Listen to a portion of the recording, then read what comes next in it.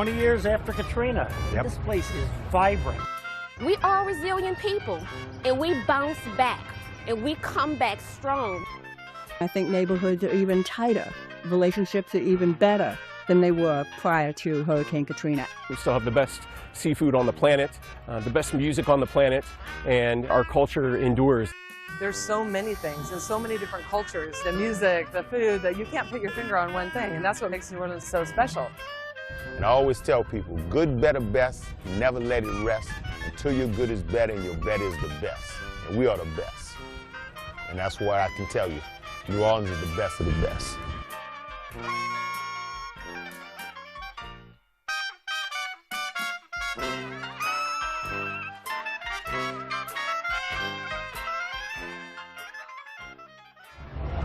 20 years after Katrina, this place is vibrant. It is. It's rocking. If you look around here in Jackson Square, the historic St. Louis Cathedral, people from around the globe visiting this vibrant city full of music, as you can hear in the distance, the food.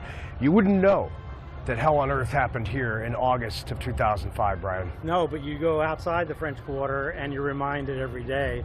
And you can't come here and talk to the people of New Orleans without Katrina coming up, especially coming from Fox Weather. That's at the top of everyone's mind, but maybe compartmentalized now. But they'll never forget it. It's unforgettable. The scars are everywhere for those that know what occurred here, and yet there's a bright future. But there's a lot of work to do still, and that's what all New Orleans will tell you.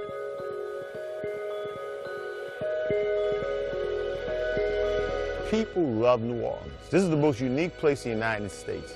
I was born and raised here.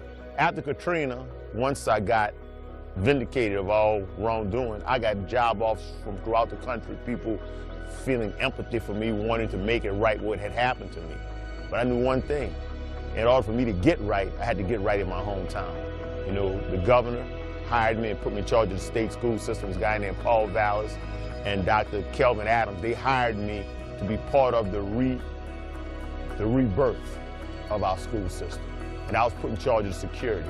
And we put programs in place that help kids, help people, and I watched that maturation process. You know, I watched us go from the ground and come back up. My grandparents lived in the lower ninth ward. My mom and them always talked about Bessie when we were coming up. And I knew if they survived Bessie, we can survive Katrina. And I know this city is supposed to be here. I don't care what it is, this city will come back because of it's ingrained in the soil here, the way you feel about the art and the music. I mean, I think people would have gone, and they did. They found other places to go. Austin, Texas is very magical in many ways. And they just found other magical places to temporarily go. But it was like, you could just feel them waiting. Okay, I'm going to go back, you know. And a lot of people actually moved away. I have a friend that moved to Savannah, Georgia for a while and came back as soon as they could. I think it was like a year and a half. So yeah, you had to survive, you know, and people had figured out a way to do that, but they couldn't wait to come back to New Orleans. If we look at New Orleans East, which is a Vietnamese population, those folks fled Vietnam during the Vietnam War and were sent to the United States and created communities in New Orleans East. Brand new, right? And to see the resilience of the Vietnamese in New Orleans during Katrina and after Katrina was awe-inspiring. These are folks that already went through a war and had to leave their homeland, and then went through a natural disaster war with Katrina. And covering that aspect in the aftermath of Katrina, after the waters left, and to see how they saved New Orleans East and then rebuilt and tried to make sure that who they were didn't leave New Orleans as a community. Their fight, unbelievable people.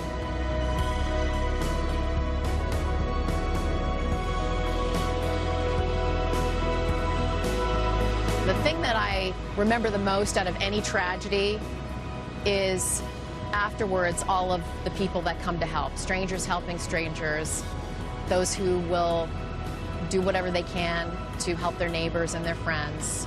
It was a long time before I really felt hopeful, to be honest with you, because this was 20 years ago. We didn't have the capabilities technically to be able to tell the stories from all different angles.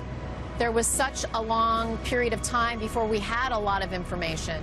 You know, the levees broke, and then it was hard to get information in that region and to know the scope of it.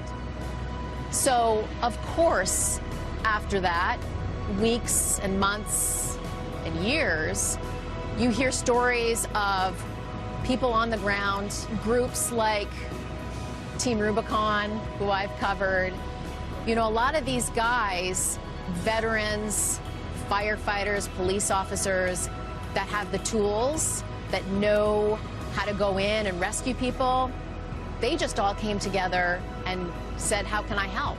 You know, with nobody telling them they had to do that. You know, I feel like Hurricane Katrina was sort of the kickoff of the real relief efforts from people all over the place, right? So to see all of those brave people saying, how can I help? Let me use what I've learned to get in there and help the most vulnerable, rebuild, clean out, even to give somebody a hug. You know, those types of stories will always be the things that give us hope, and that's the best of humanity.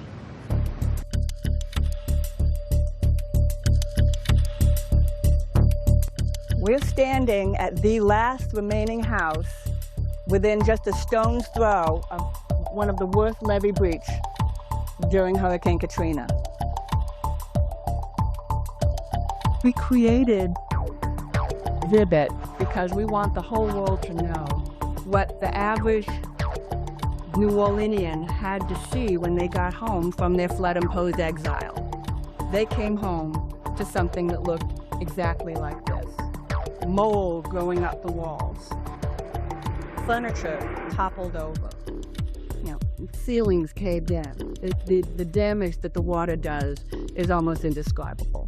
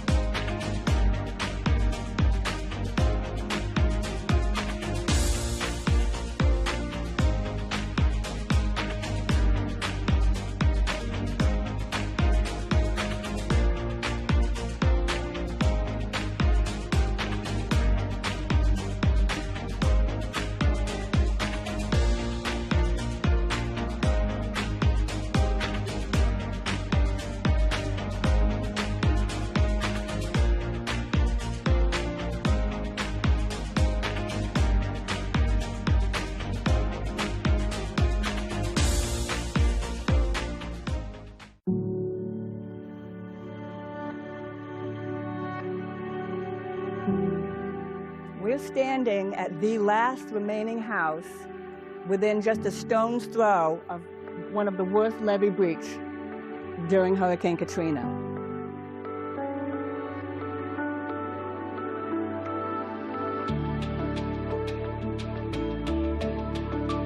We created Rebirth because we want the whole world to know what the average New Orleanian had to see when they got home from their flood-imposed exile.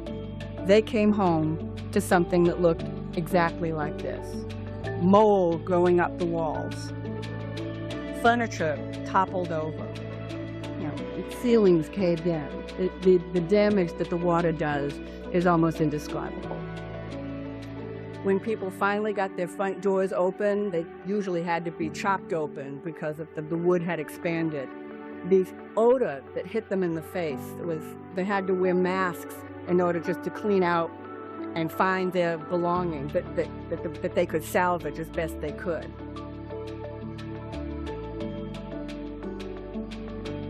The flooding went to about the top of that door frame that you see. The scale of the death is on the same order of magnitude as 9/11 or as the Titanic. And here we are 100 years later and we're still talking about the Titanic. And I expect that 80 years from now we're still going to be talking about the catastrophe that happened when a very moderate wind and rain hurricane hit New Orleans and caused all these levees around us to topple.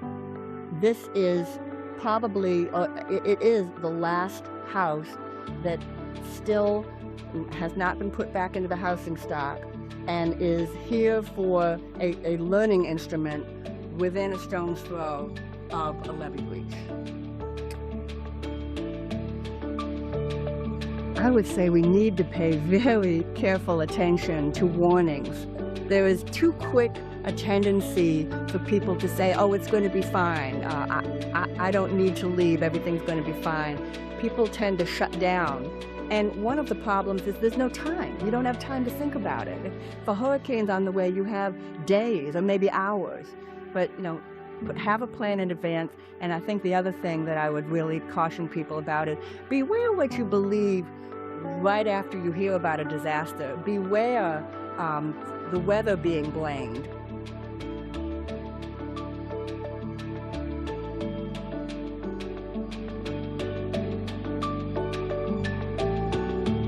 The process starts all over again every year at the start of hurricane season.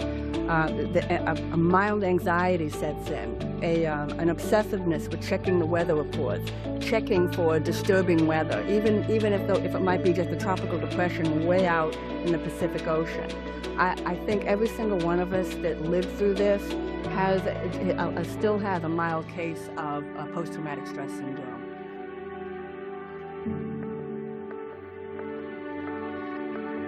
The reason that we created this house and created this exhibit is because it's been 20 years and a lot of people were too young to remember or weren't born yet, and they needed to see what it looked like. And this is, to my knowledge, the only thing like this, an actual house, an actual breach in an actual neighborhood.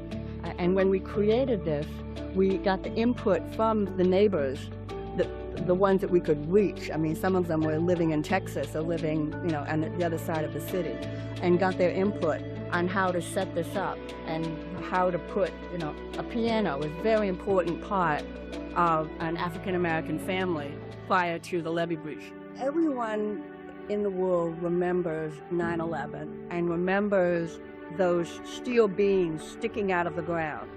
Those are emblazoned in all of our brains. So I held up a photograph of that in front of City Council a few years ago and said, we can't let these memories go away. Everyone thought that those steel beams would be preserved. But one by one, they were taken down for search and rescue, cut up for mementos all over the world. They're gone forever. So I said to City Council, do you really want the memory of what happened to us to be gone forever? We have an opportunity to preserve this.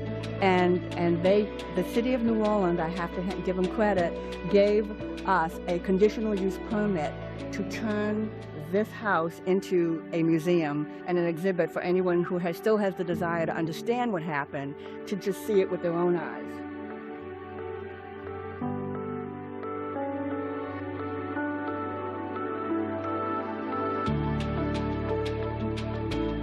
It came at huge human cost, but we now have a very, very good flood protection system. The system that we can see right outside the windows of this flooded house is a very, very good system. However, I maintain we should have had this system before Hurricane Katrina arrived. We shouldn't have had to wait for it because the human cost, almost 1,500 people died within a couple of hours. The $186 billion worth of damage, adjusted for inflation, 134,000 housing units, and I could go on and on. This wasn't a disaster, it was a catastrophe. I've already mentioned how neighborhoods are tighter and closer than they were before. Everyone now knows what neighborhood they live in.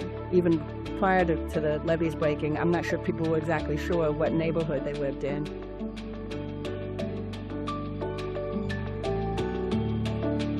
The people of New Orleans are a neighborhood.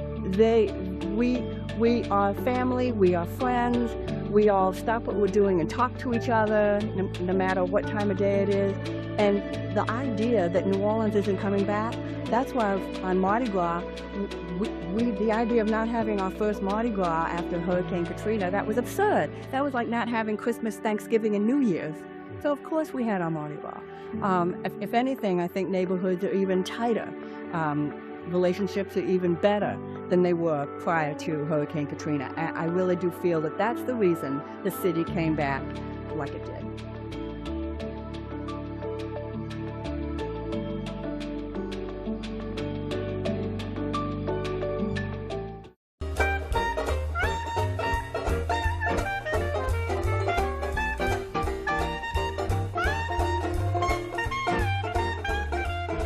There are so many people that was never going to leave New Orleans.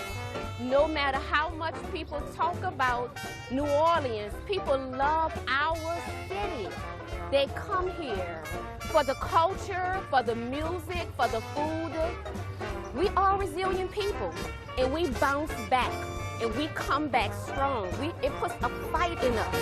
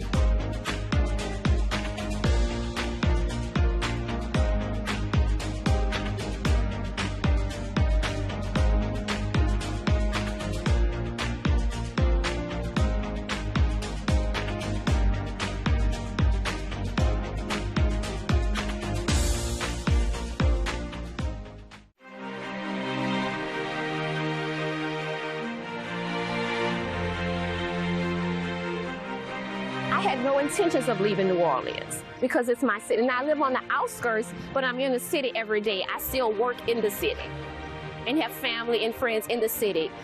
So it's in my heart. I think a huge lesson and a huge takeaway from that experience, you have to always be prepared for the unexpected. You know, you pray for the best, but you prepare for the worst. Even during the times in which we live now, we have to take heed, we have to be on high alert because anything can happen at any time, whether it's natural or whether it's man-made, naturally made or man-made. We have to be prepared. I'm the American dream to most people. Somebody that came from the streets, had no standing as far as power in the community, came through every rank on the police department, didn't know anybody, just worked hard and got to the top, and then I didn't forget where I came from.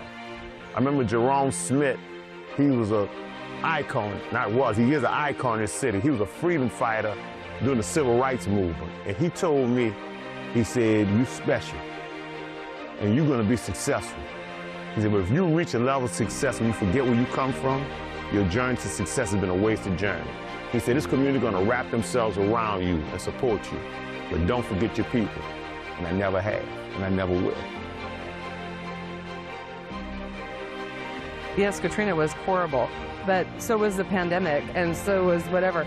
And I own 6 businesses in the French Quarter, and you know, it can be really devastating and terrifying, but I know that people will come. If you build it, they will come, and we have. And this is a place that people feel very free. They feel like they were stepping a foot into the past. I mean, again, there's just so much here. So, yeah, I don't think I'm going to celebrate. I haven't for the last probably about 6 years, maybe, really thought about Katrina too much in August. I'm worried about the next thing. I'm worried about making my little vampire empire really magical for the people that come here now, you know, and I mean, it's just, you have to go on. You have to move on. Natural disasters are going to happen. You know, they've happened for centuries.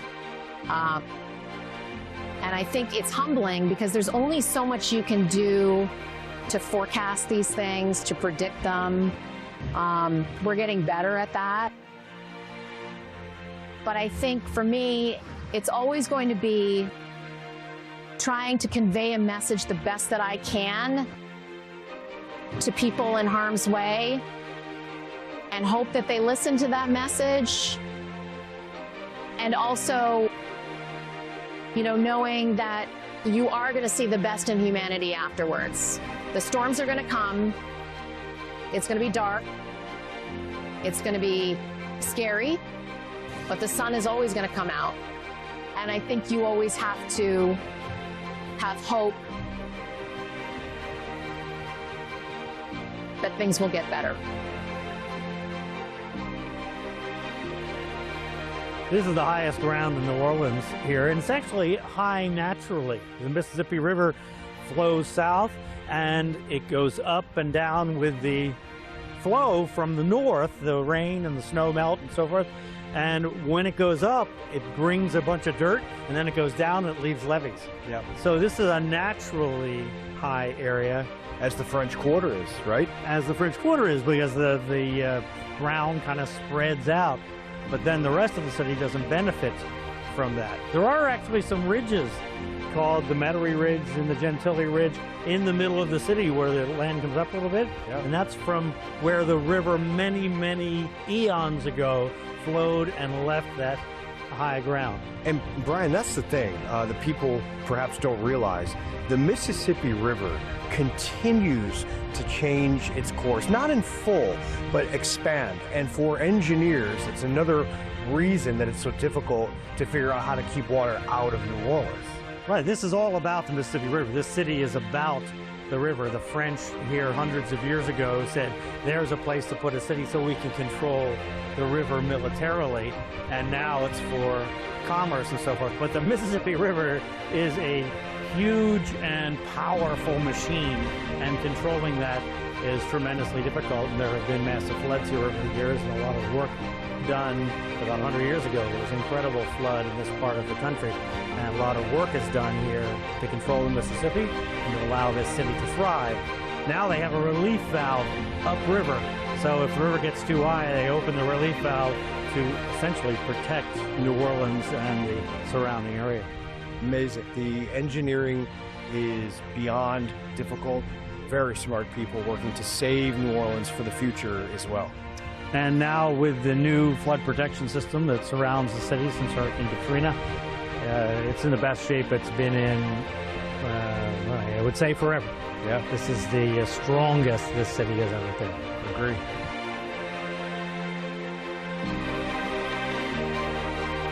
You know, our city has changed. It's different demographically from what it used to be before Katrina. A lot of people left, evacuated for the storm and never came back. They found better opportunities elsewhere, better jobs, better schools elsewhere, but it's still a wonderful place. We've recovered, we've come back. The city is a great place. I encourage people to come see it and experience it. It's like no other place on earth. I love it here. But we have a lot of challenges ahead of us in the future.